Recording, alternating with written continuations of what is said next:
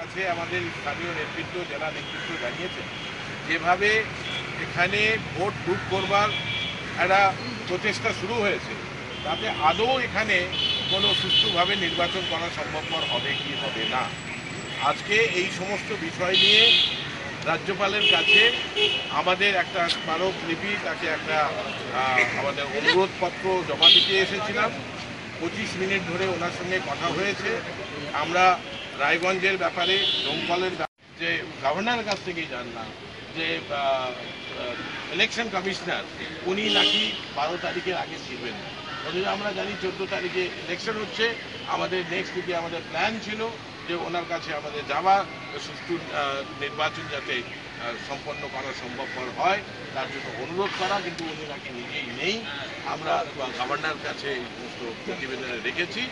উনি বলেছেন, আশ্বস্ত করেছেন উনি দেখবেন, এবং সেই পর্বে আর কি আজকে আমাদের এখানে আসা ছিল।